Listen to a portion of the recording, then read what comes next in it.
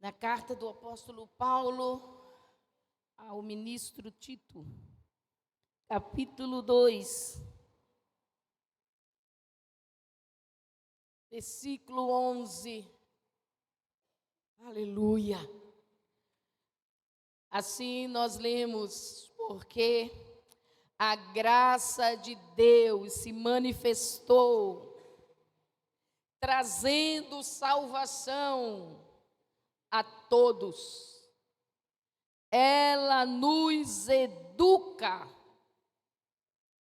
Ela nos educa para que, negadas a impiedade e as paixões mundanas, vivamos neste mundo de forma sensata, justa e piedosa, aguardando a bendita esperança e a manifestação da glória do nosso grande Deus e Salvador, Jesus Cristo. Aleluia! A Ele toda a glória, a Ele o nosso louvor.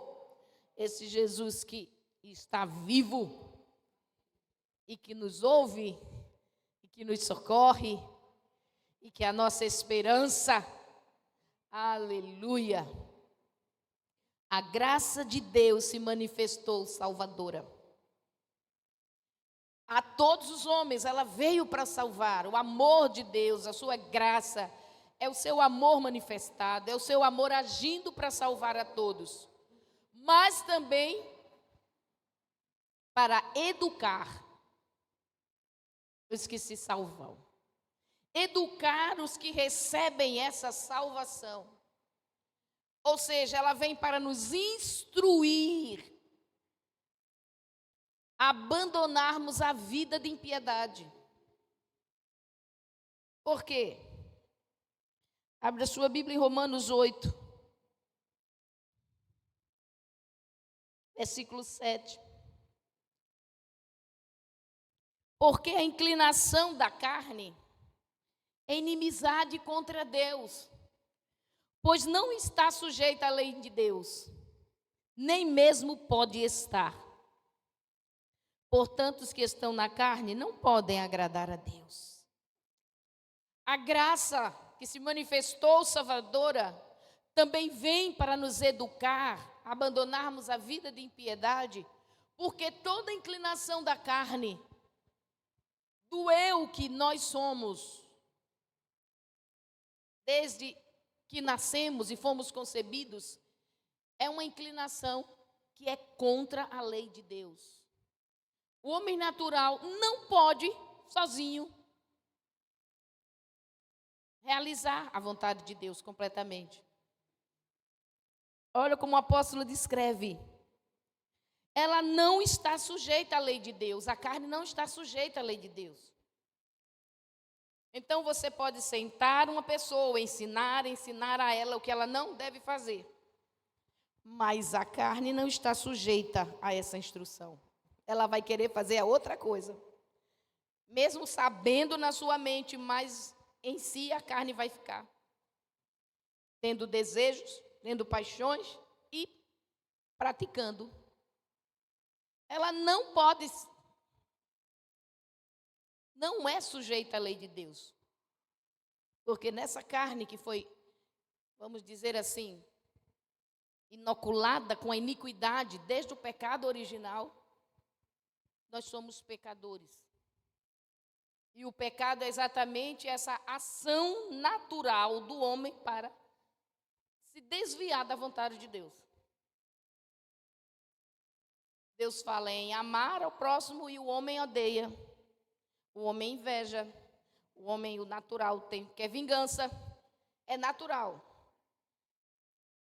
Não precisa ninguém se esforçar para ter ódio.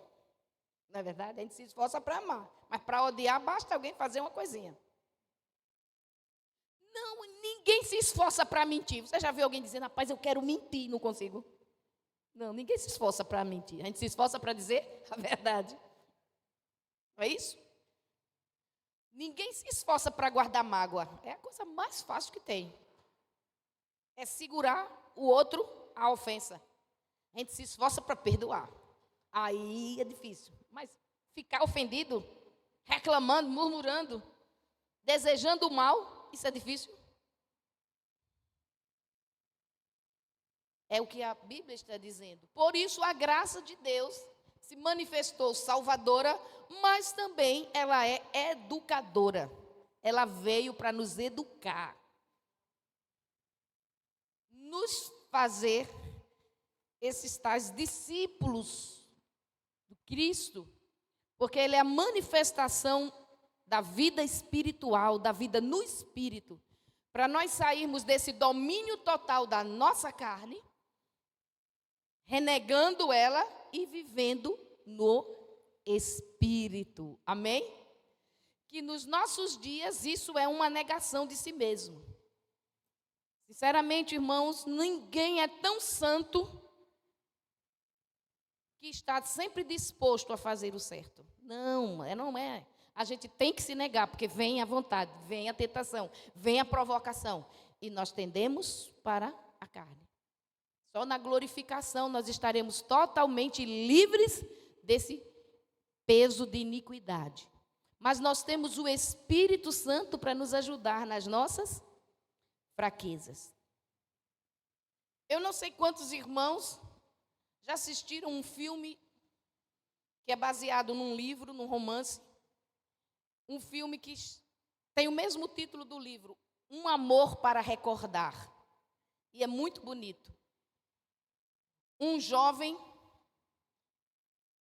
rebelde, que só vive aprontando, e a família não dá conta dele, a escola não dá conta dele, mas um dia ele se aproxima da filha de um pastor. E essa filha do pastor, por quem ele começa a se apaixonar, é todo o contrário do que ele é. E por causa do amor que ela começa a manifestar sobre a vida dele, ela vai educando ele, sem ela nem perceber. E ele vai mudando. Aí os colegas começam a dizer, rapaz, tu está diferente, é por causa daquela menina. Ele foi deixando as bagunças, ele foi deixando os maus comportamentos. Aquela menina que já vivia uma vida espiritual, devotada a Deus, até na forma de se vestir, ela era o contrário das amiguinhas dele. E ele vai mudando as conversas, mudando as amizades. Só que ela tem uma doença, ela tem leucemia, e ela está para morrer e morre em pouco tempo.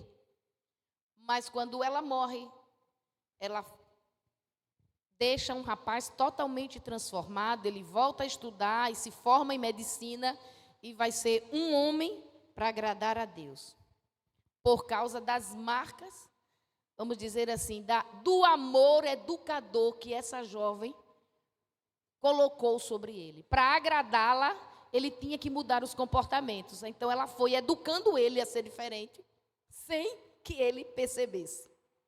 E ele é totalmente transformado até o ponto de acreditar em Deus e confessar a Deus e se casar com ela, mesmo sabendo que ela ia falecer a qualquer momento. Eles têm pouco tempo de vida juntos, mas é ali, no amor verdadeiro, e ela parte para o Senhor. E quando eu estava meditando nessa expressão, graça educadora, eu me lembrei desse filme. A graça é o amor de Deus manifestado. Nos perdoando, nos aceitando, nos justificando por seu amor, pagando o preço que nós deveríamos pagar. Então nós recebemos essa graça, e isso deve estar nos educando a mudar, para agradar ao doador da graça, para continuar na comunhão com Ele. Você não vai perdoar só porque o outro merece, às vezes não merece o perdão, mas para estar na graça, para viver pela graça de Deus. Aí você perdoa. Você deixa de reclamar, não é porque as coisas ficaram boas, ainda estão difíceis, mas você passa a dar graças a Deus. Passa a agradecer e a louvar a Deus, mesmo tendo motivos para estar de cara feia, para estar reclamando. Tem motivos, mas tem a graça educadora, tudo que Deus fez. E para estar com Deus, você vai deixando todas essas impiedades, amém? Para viver para Ele, amém? Os que estão na carne não podem agradar a Deus, porque acabam caindo nas ciladas do tentador. E para estar no Espírito, nós temos que nos inclinar sempre para agradar ao Senhor. É tudo que o Espírito Santo quer, é que a gente aprenda a agradar ao Senhor, para ter a sua companhia, para viver no seu amor. E assim, nosso novo coração vai sendo moldado no coração do nosso Mestre, para que a gente se torne verdadeiramente cristão, a imagem do Cristo. Amém? Aleluia! Abra sua Bíblia agora em Josué, no capítulo 7. E nós queremos falar dentro desse contexto da graça educadora, porque tantas vezes Deus nos fala na sua palavra em mudar, em comportamento. Não é a mudança do seu comportamento que lhe salva, é Cristo que lhe salva. Mas porque você quer estar com Cristo, amém? Você vai mudando os seus comportamentos, suas atitudes, a mente, a metanoia precisa acontecer. Aí nós vamos encontrar no capítulo 7 de Josué.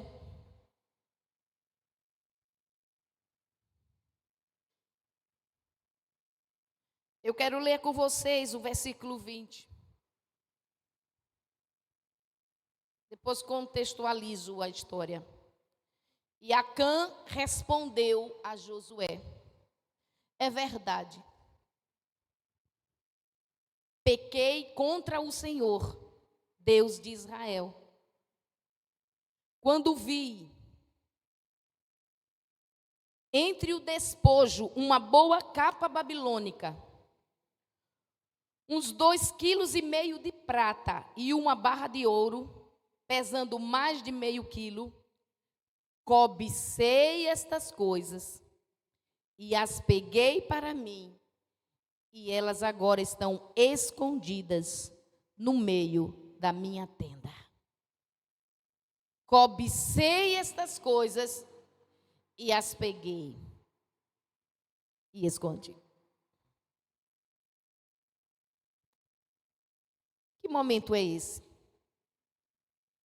Moisés morreu, depois de 40 anos caminhando com o povo no deserto. Eles estão diante da terra de Canaã e Josué é ungido para continuar conduzindo o povo à terra de Canaã. O primeiro desafio foi cruzar o Jordão. E Deus fez as águas do Jordão pararem para o povo passar. Depois, o segundo desafio, as muralhas de Jericó intransponíveis. E Deus fez as muralhas ruírem. Mas Deus havia dito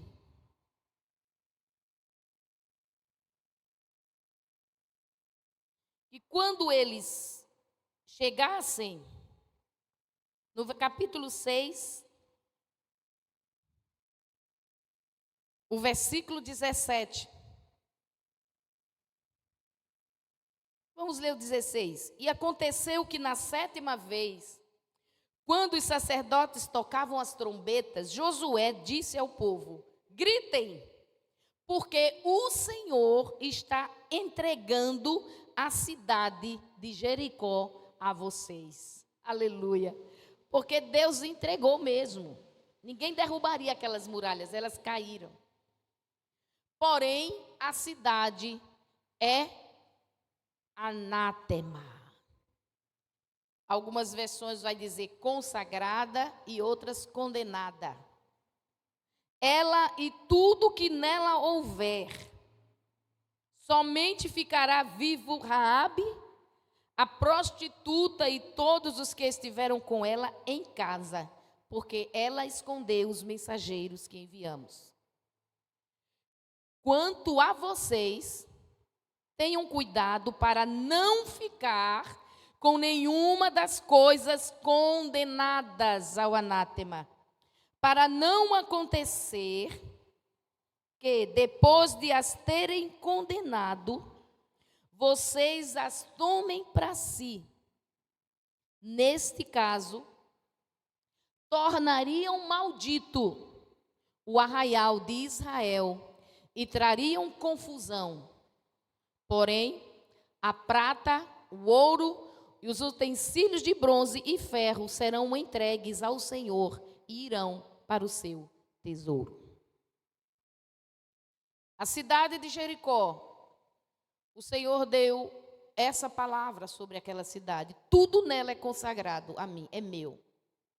Umas coisas seriam consagradas para serem destruídas, e outras seriam consagradas e levadas para o seu santuário. É a mesma palavra, consagração para servir a Deus e consagração para ser exterminado. A cidade era um objeto, vamos dizer assim, de uma consagração do Senhor. Nenhuma pessoa ficaria viva, menos Raabe e sua família. Todos seriam entregues a Deus, mortos à espada, pela espada dos servos do Senhor. Não haveria despojo para nenhum israelita, ninguém podia levar nada daquela cidade para casa, tudo seria queimado. Porque uma coisa é totalmente de Deus quando ela sobe como fumaça. Entendeu? Aí é consagração total. Tudo que for consagrado totalmente ao Senhor tinha que morrer e ser queimado. Porque sobe e não vai ter nem outra utilização. Sobe a fumaça. Mas o ouro e a prata e o bronze deveria ser recolhido e entregue para o santuário. Era outra forma de consagração, servir só ao Senhor. Não ia nada para a casa de ninguém. Jericó era a primeira cidade, era a primícia das batalhas. E assim, Deus entregou a cidade nas mãos do povo. E foi uma vitória belíssima. Poucos dias depois, havia uma cidadela. Era a segunda cidade a ser conquistada. Era a cidade de Ai. E o resultado foi que Ai doeu. Israel, que venceu em Jericó, fugiu, perdeu. E Josué se desesperou. Foi perguntar, mas Senhor, o que foi isso? Como é que nós vencemos? O Senhor nos deu a cidade de Jericó e não deu Ai. E Deus explica para ele, porque me roubaram. Pegaram do anátema e o esconderam. E ninguém dizia que fui eu, né? Para variar, né? Quem pegou das coisas condenadas?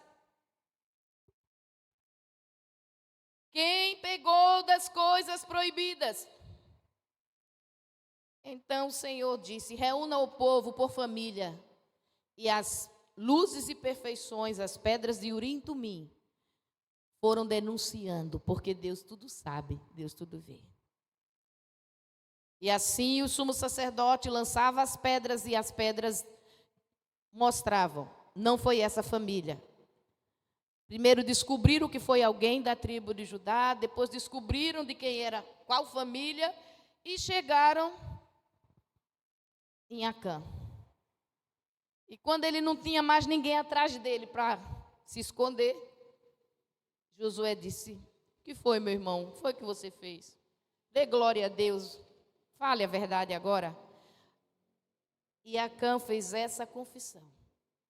Eu cobicei. E eu peguei. E eu escondi. E Josué disse a Acã, no versículo 25, nós lemos: porque você trouxe esta calamidade sobre nós. Por que você trouxe esta calamidade sobre nós? O Senhor hoje trará calamidade sobre você. E Acã e sua família foram apedrejados. A cobiça, irmãos. Um dos mandamentos dizia: não cobice a mulher do seu próximo, a casa do seu próximo, o jumento do seu próximo, nada que seja de alguém. Acã cobiçou o que era do Senhor, porque o ouro e a prata eram para ser entregues no templo. O que Deus consagrou para ele, Acã cobiçou. E cobiçou aquilo que não podia ser de ninguém ali. Ele cobiçou o mundo. O que era uma capa babilônica? Era uma capa que tinha as características de ter vindo da terra de Sinear. Literalmente é uma capa feita em Sinear, que é a região da Babilônia, de Babel, de Nimrod, de um monte de gente que só fez o mal na terra. Essa região de idolatria, de muita feitiçaria. E a capa era uma peça da roupa masculina que promovia o status da pessoa. Então, quando o pai de José quis demonstrar o seu amor por José, deu a José o quê? Vai lá, bota uma capa. Bota sobre ele. A capa era aquela peça de roupa que ia por cima das roupas.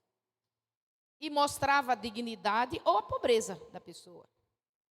Era usada para se aquecer, era usada como travesseiro.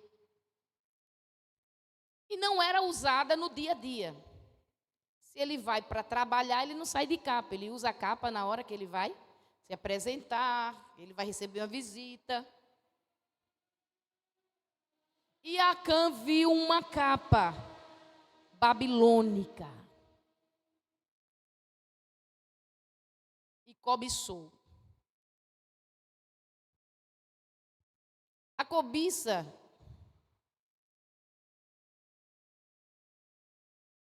é uma das facetas da natureza humana. E nos nossos dias, é a faceta que mais tem se investido, o inferno todo, para produzir o mal na terra. Toda a estratégia das mídias sociais visa em despertar uma cobiça em você. Um desejo por uma coisa que você nem sabe se vai ser boa ou ruim, mas aí você quer. Por que tanto cuidado na apresentação de cada novo produto? Vejam, por exemplo, comerciais de celular. Chega a ter lascívia. Eles fazem com que o aparelho brilhe, reluzente e dance na sua frente para você desejar, despertar uma cobiça. Se é comida ou bebida, tem que ter gente despido junto. Para misturar as sensações, o desejo sexual com o desejo pela comida ou pela bebida.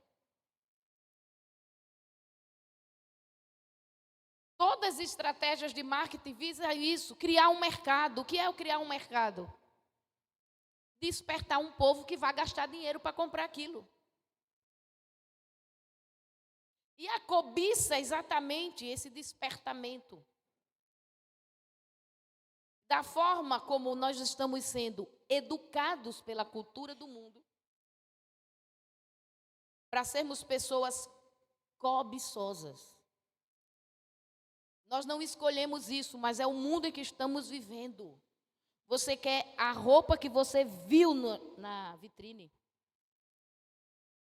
Ou não é assim? Você nem está precisando de roupa, mas cobiça.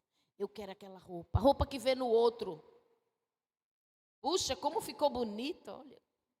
Já vou procurar uma parecida. E, às vezes, as pessoas estão cobiçando até os relacionamentos. Eu quero aquele marido daquela mulher. Eu quero aquele filho daquela pessoa. Eu quero um carro como aquele. E misturamos muitas vezes esses sentimentos achando que eles são saudáveis. Misturamos cobiça com sonho. É o meu sonho, é a sua cobiça. Muito do que nós chamamos de meu sonho é a minha cobiça. É o desejo que foi despertado na minha vida para querer coisas e coisas e coisas. Porque os sonhos, a graça de Deus, veio nos educar para sonharmos em harmonia com os propósitos do céu, irmãos. Eu não sei na sua internet, mas na minha, todo dia aparece gente oferecendo curso para ficar milionário. Que coisa! Deixe de ter a mente de pobre. Se você assistir aquelas aulas, vai ter a mente de rico e vai ficar rico. Eu não sei onde vai caber tanto milionário no mundo. Mas todo dia aparecem pessoas diferentes oferecendo curso para ficar milionário, não é rico, não. Em 6 meses você vai estar com milhões na sua conta.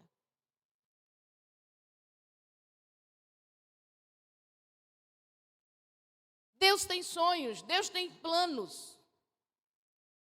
Mas centralizados não no ego natural, não naquilo que os homens chamam de sonhos, mas dentro dos seus propósitos, das suas realidades. Imagine um apóstolo Paulo cheio de sonhos e ambições. Ele tinha largado a pregação do evangelho depois da primeira prisão. E ia fazer tendas que dava dinheiro, e amigos, e status. Mas a graça o educou a não viver nas ambições. Por isso, aquilo que antes para ele era lucro, ele considerou, não é esse o caminho do Senhor para a minha vida.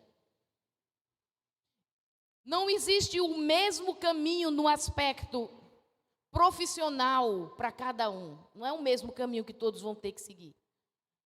Mas cada um dentro do seu caminho profissional, dentro do seu caminho acadêmico, dentro do seu caminho de relacionamentos, alguns vão casar, outros talvez nunca casem. Mas é preciso entender que a nossa carne não vai fazer a vontade de Deus naturalmente. É preciso aprender com a graça do Senhor, o caminho do Senhor. Porque o que aconteceu com Acã, acontece conosco todos os dias. Nós vemos coisas que cobiçamos. A questão é que se são coisas que Deus diz para nós, não toque nisso. Esse não é a minha vontade para a sua vida, nós nos tornamos anátemas se pegarmos. Em outros momentos, eles puderam ter despojos de guerra. Mas ali Deus havia dito, a palavra de Deus havia dito a Israel, não peguem em nada. Vai ser tudo queimado. A prata e o ouro vão para o tesouro do templo, do tabernáculo. Mas ele viu e cobiçou. Pegou e escondeu. Abra comigo a sua Bíblia em Tiago.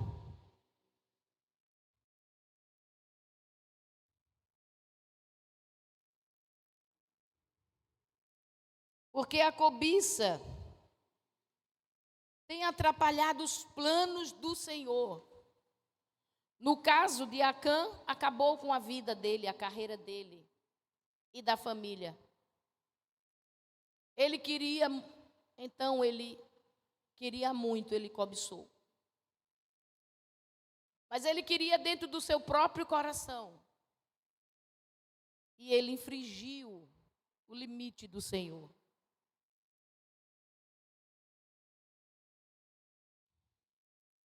Capítulo 4 de Tiago, a partir do versículo 1. De onde procedem as guerras e as brigas que acontecem entre vocês? Para quem Tiago escreveu essa carta?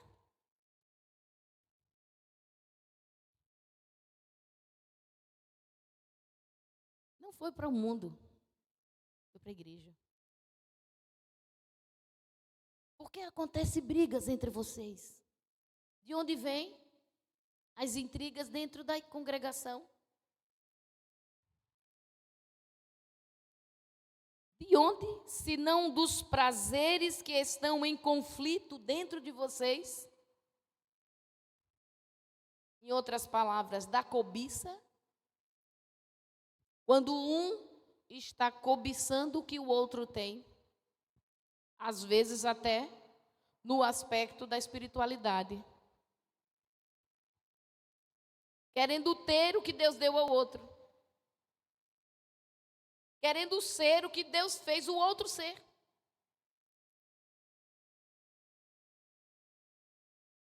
E o Tiago está dizendo que a cobiça atrapalhando o propósito do reino. Ele está falando com a igreja. Vocês cobiçam. Versículo 2. É duro ouvir isso, né? Mas é preciso analisar o nosso coração. Porque a graça de Deus quer nos educar, irmãos, para não vivermos nessa impiedade. Uma igreja com contenda porque tem cobiça no nosso coração.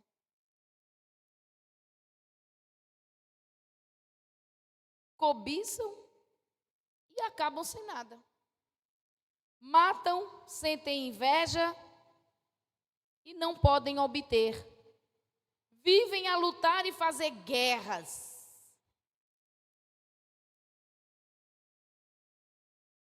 Sabe, irmãos? A cobiça, às vezes, lidera a vida de oração do crente.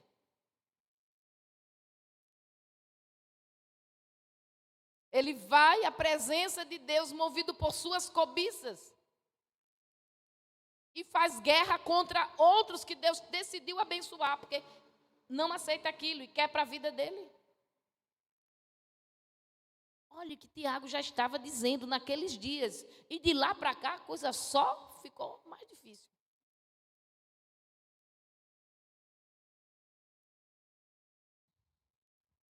Fazem guerras. Nada têm porque não pedem. Pedem e não recebem porque pedem mal. Esse pedem aí é oração. Oram para esbanjar em prazeres. Prazeres aqui, irmãos, não está significando só prazeres sexuais, não. Coisas que lhe agradam, a sua vontade, o que você quer. Pode ser que não seja uma coisa imoral, mas é o seu prazer querer aquilo. Eu quero aquilo, o Senhor me dá. Porque o Senhor fez para fulano, faça para mim. Eu não aceito que aquela pessoa esteja desse jeito e eu esteja assim. Eu quero isso. Ele disse, vocês estão orando errado. Orando movidos pelo seu desejo. Isso é cobiça. E desde a antiga aliança, e Jesus renova essa mesma expressão, dizendo, não cobicem. Aliás, Jesus dá uma leitura tão forte a respeito da cobiça que ele diz, é melhor entrar no céu sem um olho. Se o teu olho está fazendo você cobiçar, fique cego, deixe de ver as coisas. Claro que ele não está falando para arrancar, porque a visão não é o olho. Mas ele está dizendo, se você, naquela convivência, só é despertado para ter cobiça, saia dessa convivência.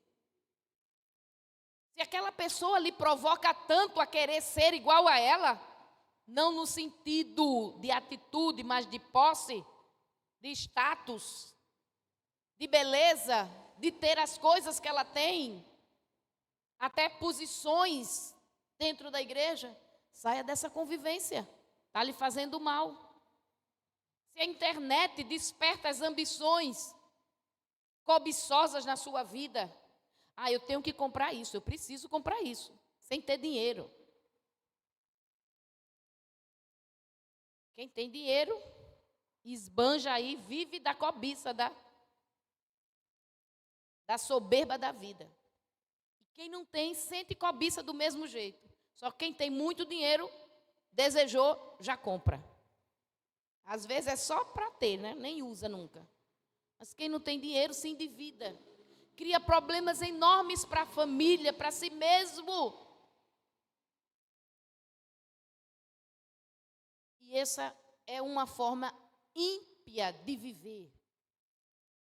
Jesus disse, é a tua mão, corta, é o teu olho, vai para o céu, sem olho, cego.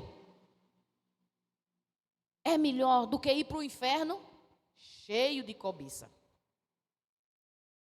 Por que você está fazendo o que você está fazendo? Por que você está buscando o que você está buscando?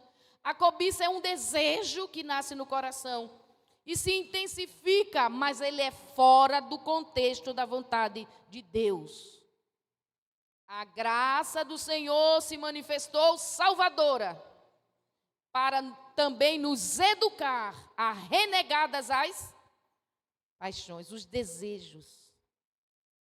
Eu preciso, Deus quer para a minha vida esse caminho, ou eu estou apenas fazendo isso porque fulano fez? Porque me despertaram a querer isso também. E aí tantas e tantas atitudes que estão inchando a nossa sociedade. E como nós ainda estamos nesse mundo, acabamos às vezes pensando que isso é normal.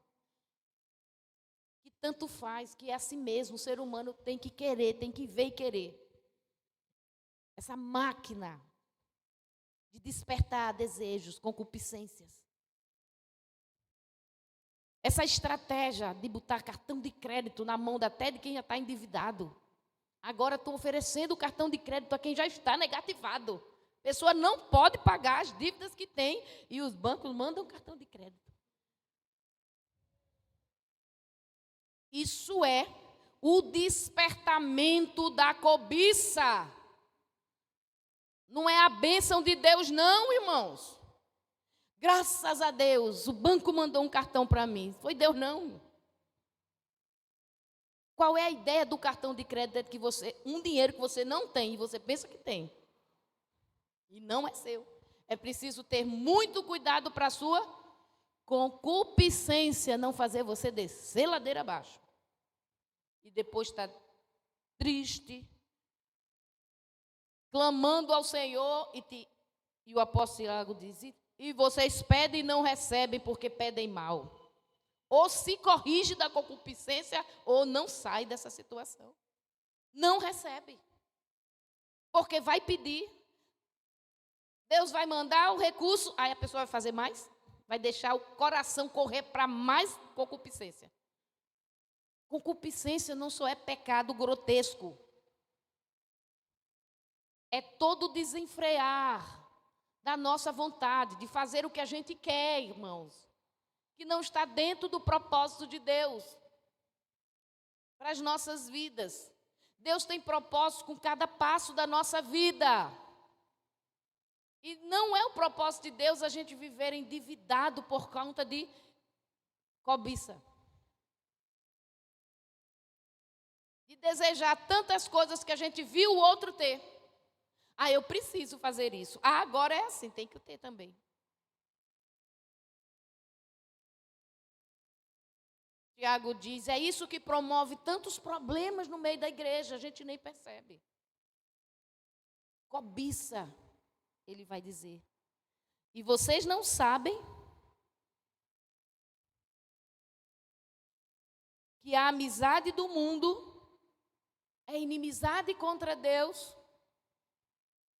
Aquele, pois, que quiser ser amigo do mundo, se torna inimigo de Deus.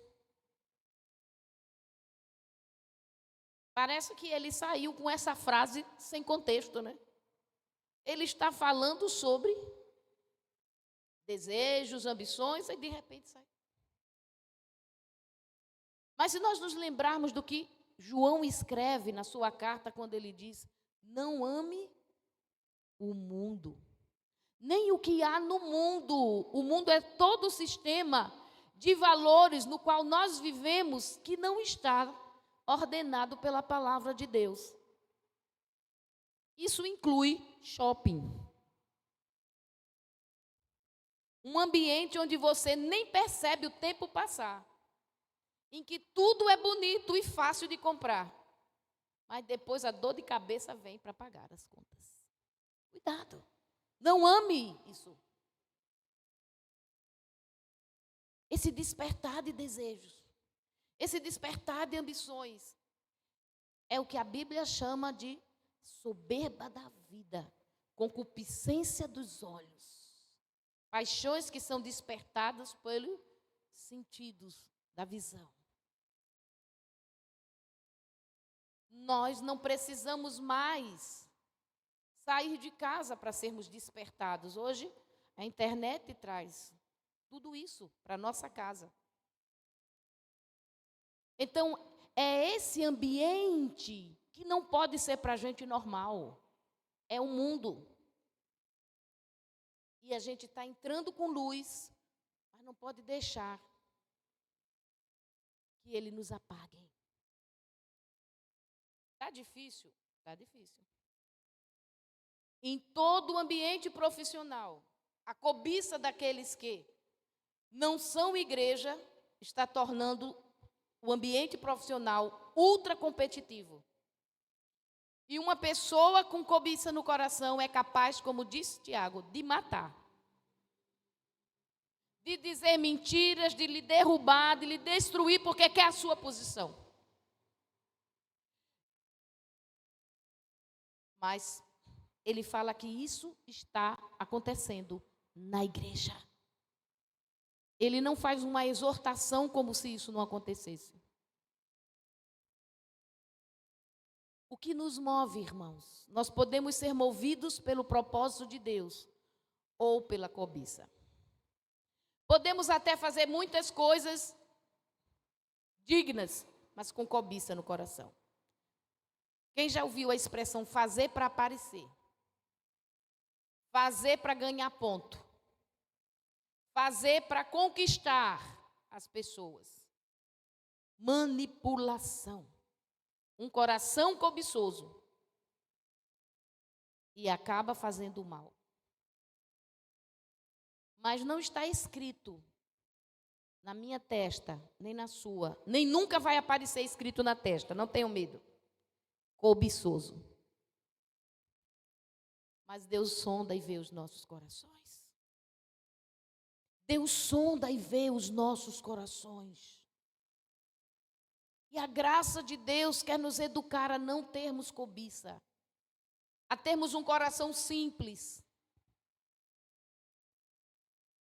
gastar menos com coisas supérfluas e dedicar mais para o reino de Deus, no aspecto de fazer a palavra de Deus ser difundida. Gastar menos com nossos próprios desejos e pensar naqueles que estão necessitados. Afinal, Tiago vai dizer também que a religião verdadeira é amparar o necessitado. Mas nós gastamos tanto com nós mesmos que o que é que sobra para ajudar o outro? A gente sempre acha que não tem o suficiente, porque muitas vezes cobiçamos e acabamos não tendo nada, porque a cobiça nos envolve num rolo compressor. A coisa vai se amassando, se juntando, e um coração cobiçoso nunca fica satisfeito. Pode ter mais do que todos que estão perto de si, mas vai querer sempre mais. Acã diante da palavra de Deus, para não tocar nas coisas condenadas, quando os olhos dele viram a capa babilônica. Puxa, podia ser até uma capa mágica, vindo da Babilônia, né? Ouro, prata, isso tudo para ser destruído. O que ele não deve ter feito para esconder tudo isso, levar para casa e esconder? Mas Deus viu. O problema é que, até Acã confessar o seu pecado, a nação de Israel sofreu uma derrota muito terrível. Um povo fraco derrotou Israel. Igreja é coisa séria. Porque é uma aliança com Deus que não deve ser quebrada. Quando nós quebramos a aliança com Deus por causa de cobiça, amando o mundo ou se tornando amigo do mundo, do que o mundo diz, vivendo como o mundo, nos seus valores, nós trazemos calamidade para a igreja. Ou você acha que o que você faz só diz respeito a você? Coloque o dedo midinho no fogo. Quem vai sofrer? Só o dedo ou você? Pastora Ruth hoje está com uma unha encravada. O corpo todo sofre por causa de um dedo com uma unha encravada. Ou não sofre? E quando nos unimos a Cristo pelo batismo, nos unimos a uma congregação local, irmãos, a cobiça da nossa vida pode nos levar a escolhas que vão trazer calamidade para o corpo. Porque você fica detido, parado ali, e não faz o que deveria fazer para trazer a bênção. Na hora que você poderia ser o socorro, a resposta, a mão levantada para trazer a cura e a libertação, cadê a força? Paulo diz a respeito da ceia do Senhor, que esse falta de discernir, entender que é corpo, que faz parte do corpo de Cristo, enfraquece a igreja. E por isso muitos dormem, outros, no sentido de dormir de Paulo, não é cochilo de culto não, irmãos, é morte. Ele diz dormir no Senhor, ele associa dormir com morte. Pessoas que estão como morto dentro da igreja, sem ação, porque está sobrecarregado de si mesmo. Tantas coisas que era para já ter largado, não larga, fica segurando. A cobiça, escondendo, e coisas até que esconde. Porque sabe que se disser no meio cristão que faz isso, que quer aquilo, será que vai ser aceito? Acã sabia que não devia, que não podia, mas estava fazendo. E trouxe uma calamidade. Vamos nos colocar de pé. Deus nos abençoou muito nessa noite, desde o início. E mais ainda com essa palavra de exortação. A graça do Senhor, irmãos, quer nos educar. Ela nos salvou e agora quer nos educar. Para que a gente viva nesse mundo tenebroso, de uma forma que agrade ao nosso Deus e Pai. Amém? Porque ser igreja é coisa séria. É esse ambiente de aliança, de compromisso com o Todo-Poderoso. Amém? E nós não somos igreja para ser igreja na terra. Nós somos igreja com os olhos na eternidade, de onde virá a nossa salvação e o nosso Salvador. Amém? Então não podemos nos desviar da palavra do Senhor, nem para a direita, nem para a esquerda. Não cobice, nem a mulher do seu próximo, nem a casa do seu próximo, nem o jumento do seu próximo, nem a colheita do seu próximo. O seu próximo está sendo abençoado, bendiga o nome do Senhor. Não fique amargurado porque você não está tendo aquela sorte. Uma hora Deus muda a sua sorte. Amém? Mas nós também podemos parafrasear esse mandamento dizendo: não cobice a posição do seu próximo, o dom que Deus deu ao seu próximo, o ministério, a habilidade que ele tem, não é para cobiçar. Busque em Deus qual é a sua função no corpo, qual é o dom que Ele tem para você, qual é o momento certo de Deus agir através da sua vida. Não cobice e não faça guerra pelas coisas que o mundo está despertando para você querer. Mesmo numa compra que pode ser simples, deixe o Espírito Santo lhe direcionar, meus irmãos. Porque há muita concupiscência sendo despertada nesse século. Nos ambientes onde nós vivemos. Nos fazendo, como ele diz, matar e morrer por coisas insignificantes. E quando chega a hora de trazer a vida, cadê a força, cadê o recurso? Não é verdade? Falta a dedicação, porque nos desgastamos nesse caminho guiado pela cobiça. Quer ter suas orações respondidas?